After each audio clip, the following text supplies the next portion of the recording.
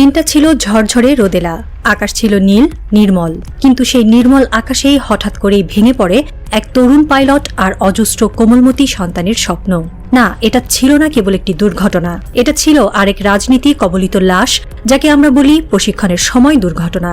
কিন্তু প্রশ্ন জাগে, কেন বারবার একই রকম বিমান, কেন বারবার একই রকম দুর্ঘটনা? এ কি শুধুই প্রযুক্তির ব্যর্থতা, নাকি এর পেছনে আছে কোনো গভীর গোপন চুক্তি? এখানেই গল্পে ঢুকে পড়ে এক মহাধূর্ত চতুর চরিত্র, নরেন্দ্র মোদী। ভারতের প্রধানমন্ত্রী একদিকে বিশ্বমঞ্চে নাটকে বক্তা, অন্যদিকে পর্দার আড়ালে কূটরাজনীতির এক রূপকথার দানব। সাম্প্রতিক দুর্ঘটনার পর তিনি বাংলাদেশে পাঠিয়েছেন একটি মেডিকেল টিম। বিশ্বমাধ্যমে বলছে মানবিকতা, কিন্তু কূটনৈতিক মহলে ফিসফাস। এই মেডিকেল টিম আসলে একটি রাজনৈতিক প্যাকেজের অংশ। মোদী জানেন, আকাশ দখল মানে কেবল যুদ্ধ জয়ের নয়, রাষ্ট্রনিয়ন্ত্রণের প্রবেশদ্বার খুলে দেওয়া। তাই বাংলাদেশের যুদ্ধবিমান ক্রয় পরিকল্পনা ধ্বংস করতে একদিকে তিনি পাঠাচ্ছেন চিকিৎসক, আর অন্যদিকে নিজের দোসরদের বসিয়ে দিচ্ছেন বাংলাদেশ প্রশাসনের নীতি নির্ধারক স্তরে। একপাশে আবেগ বিক্রি, আরেক পাশে শক্তিহরণ। ভারত থেকে পাঠানো মোদীর মেডিকেল টিমের পেছনে রয়েছে এক ভয়ঙ্কর বাস্তবতা, আন্তর্জাতিক প্রতিরক্ষা বাজারে বাংলাদেশকে অবিশ্বস্ত ও নির্ভরশীল দেখানো, যাতে পশ্চিমা শক্তিগুলো বাংলাদেশকে নো রিস্ক জোন হিসেবে বিবেচনা করে। এই মেডিকেল টিমের আগমনে মুহূর্তেই বাহিনী কমান্ডের তীব্র প্রশ্ন ওঠে, সত্যি কি চিকিৎসা সাহায্য, নাকি এটাই মোদীর স্ট্র্যাটেজিক ট্যাকটিক? যে বারান্দায় পাইলটের রক্ত পড়ে থাকে, সেই রক্ত ঢেকে ফেলা হয় শুশ্রূষার প্রতীক সাদা অ্যাম্বুলেন্স দিয়ে। কিন্তু আকাশে ভেসে বেড়াতে থাকে এক প্রশ্ন, এই মৃত্যুর পেছনে কি আসলেই যান্ত্রিক ত্রুটি, নাকি কারো ভাতৃসুলভ সাহায্য আসলে এক নিষ্ঠুর গলা চেপে ধরার যন্ত্র?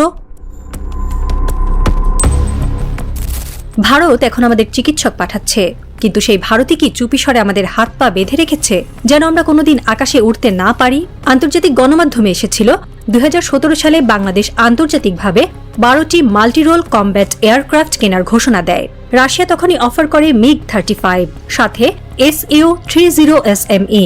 কিছুদিন পর রাশিয়ার পক্ষ থেকে বলা হয়, তোমরা চাইলে আমরা Su-35ও দিতে পারি, শুধু শর্ত একটাই, দুটো একসাথে নিতে হবে। Su-35 একটি ভয়ঙ্কর যন্ত্র, ন্যাটো যাকে ডাকে সুপার ফ্ল্যাঙ্কার, আকাশযুদ্ধে বিশ্বের অন্যতম শ্রেষ্ঠ ফাইটার। কিন্তু সেই অফার বাংলাদেশ ফিরিয়ে দেয় কেন? এর উত্তর এখন পর্যন্ত জানা যায়নি। বিভিন্ন ডিফেন্স জার্নালে এসেছে, এরপর ফ্রান্স অফার করে ডাসাল্ট রাফায়েল, ইউরোপ থেকে আসে ইউরোফাইটার টাইফুনের প্রস্তাব, চীন তার সর্বাধুনিক J-10C নিয়ে হাজির হয়, কিন্তু সব প্রস্তাবই বাতিল করা হয়, যেন বাংলাদেশ কোনোভাবেই আধুনিক যুদ্ধবিমান না পায়। এই সব অস্বীকারের মধ্যেই একটি মিল পাওয়া যায়, ভারতের অদৃশ্য ছায়া। যে রাশিয়া সিরিয়ায় বোমা ফেলছে, ইউক্রেনে যুদ্ধ করছে, সেই রাশিয়াও বলে, বাংলাদেশ তুমি চাইলে আমরা Su-35 দেব, MiG-35 দিয়ে সাথে বান্ডেল অফার। এই সুযোগটি শুধু পাকিস্তান কিংবা মায়ানমার না, এমনকি ইরান পর্যন্ত পায়নি, কিন্তু বাংলাদেশ পায় এবং তা ফিরিয়েও দেয়। কেন? একজন প্রতিরক্ষা বিশ্লেষক বলেন, এটি ছিল এক যুগান্তকারী সুযোগ। দক্ষিণ এশিয়ার আকাশে ভারসাম্য ফিরিয়ে আনতে পারত এই অফার, কিন্তু ঢাকার নীরবতা রহস্যজনক। একটি তথ্য প্রযুক্তি কনসালট্যান্ট জানান, এই ধরনের বাতিল কেবল তখনই হয় যখন কোনো বহির্বিশ্ব শক্তি চায় যে আপনি নিজেকে মজবুত না করেন। যখন আপনি কারো কাস্টাডিতে থাকেন, তখন আপনার চুক্তিও অন্য কেউ করে।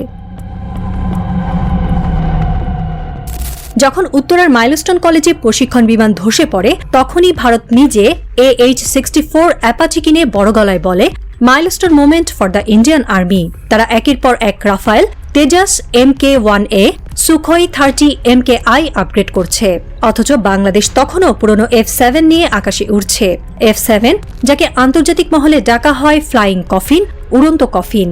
চীন পর্যন্ত বিমানটি বাতিল করে ফেলেছে, অথচ বাংলাদেশে একে একে বারবার দুর্ঘটনার কবলে পড়ে এই বিমান। সামরিক বিশ্লেষকরা বলেন, এটি কেবল একটি বিমান কেনার ব্যর্থতা নয়, এটি কৌশলগত আত্মহত্যা।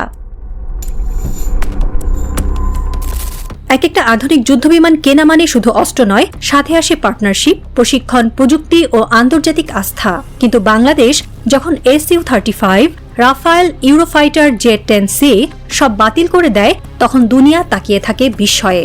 2019 সালের ফাইন্যান্সিয়াল এক্সপ্রেস রিপোর্ট করে, বাংলাদেশ তার নিজস্ব প্রতিনিধি দল পাঠিয়েছিল J-10C যাচাই করতে।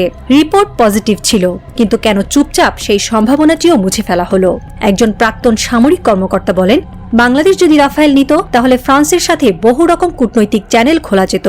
একইভাবে Su-35 নিতে পারলে রাশিয়ার সাথে সরাসরি নিরাপত্তা সংলাপ তৈরি হতো। কিন্তু কিছু একটা বা কেউ ঢাকার সেই দরজাগুলো বন্ধ করে রেখেছে। শুধু যুদ্ধবিমান কেনা নয়, শিক্ষা, স্বাস্থ্য, নগর উন্নয়ন, এমনকি অর্থনীতি, সব জায়গাতেই ভারতের ছায়া। ঢাকার নগর পরিকল্পনা নষ্ট হয়েছে বন্ধু রাষ্ট্রের স্পন্সর করা দুর্নীতির কারণে। যে পরিকল্পনাবিদরা ভারত ঘুরে এসেছে তারাই হয়ে গেছে নগর উন্নয়নের কাণ্ডারি। স্বাস্থ্য খাতে ভারতের পাঠানো চিকিৎসকরা আসে এক একজন রাষ্ট্রদূতের মতো, কিন্তু বাংলাদেশের চিকিৎসকদের দক্ষতা বারবার প্রশ্নবিদ্ধ হয়। বিশ্ব স্বাস্থ্য সংস্থার 2016 সালের এক রিপোর্ট অনুযায়ী ভারতে প্রায় 57% চিকিৎসকই প্রয়োজনীয় মেডিকেল কোয়ালিফিকেশন ছাড়াই রোগী দেখেন। 2018 সালে দিল্লির একটি তদন্তে দেখা যায় শহরের মধ্যেও বহু ভুয়া ডাক্তার বছরের পর বছর ধরে চেম্বার চালিয়ে যাচ্ছেন। তাদের কেউ নার্স, কেউ ফার্মাসিউটিক্যাল কোম্পানির প্রতিনিধি, তবে পরিচয় দিচ্ছেন ডাক্তার হিসেবে। অথচ দক্ষিণ এশিয়ার সেরা সার্জন, রেডিওলজিস্ট বা গবেষকরা এখনো বাংলাদেশেই আছেন। ভারত যখন ভিসা বন্ধ করে দিয়েছে, বাংলাদেশি ডাক্তারদের কাছে কি এই জাতি ট্রিটমেন্ট নিচ্ছে না? বাংলাদেশি ডাক্তাররা কি অযোগ্য? তাহলে কেন ভারত থেকে মেডিকেল টিম আনতে হলো? কার পরামর্শে? একটি রাষ্ট্রের সম্মান তার আকাশে প্রতিফলিত হয়। যখন এক দেশের যুদ্ধবিমান আকাশে ওড়ে, তখন তার জাতিসত্তা, আত্মবিশ্বাস আর স্বাধীনতার ছায়া ভেসে বেড়ায় নীল গম্বুজে। কিন্তু বাংলাদেশ আজও সেই পুরনো জরাজীর্ণ সোভিয়েত যুগের F-7 ও প্রশিক্ষণ বিমানের উপর নির্ভর করে চলছে। একজন তরুণ পাইলট যেদিন পড়ে যায়, নিষ্প্রাণ অজস্র প্রাণ ঝরে যায়, সেই মুহূর্তে কেবল কতগুলো প্রাণ হারায় না, পুড়ে ছাই হয় একটি জাতির সম্ভাবনা। আর সেই সুযোগেই হয়তো কেউ চুপিসারে হাসে। নয়াদিল্লির সাউথ ব্লকে মোদির নিরাপত্তা চেম্বারে একখানা রিপোর্টে টিক চিহ্ন পড়ে। বাংলাদেশ এখনো ডিপেন্ডেন্ট স্টেট। তারা নিজেরা যুদ্ধবিমান কেনেনি, বরং আমাদের ছায়ায় থেকে নীতি নির্ধারণ করছে। সফল মিশন। এই হলো কূটনৈতিক বিজয়ের আরেক নাম। বন্ধুত্বের মুখোশে স্বাধীনতার গলায় দড়ি। কারণ তারা জানে বাংলাদেশকে যুদ্ধবিমান দিতে নেই, ওরা মাথা তুলতে পারবে না। এটাই মোদি প্রশাসনের সাইলেন্ট স্ট্র্যাটেজি। একদিকে হাত মেলানো, অন্যদিকে মেরুদণ্ড ভেঙে ফেলা। মোদি হয়তো আয়নায় তাকিয়ে একা একা বলে, তারা যতক্ষণ আমাদের সাহায্যে চলবে ততক্ষণ আকাশে ওড়ার সাহস পাবে না। স্বাধীনতা শব্দটা ওদের মুখে মানায় না।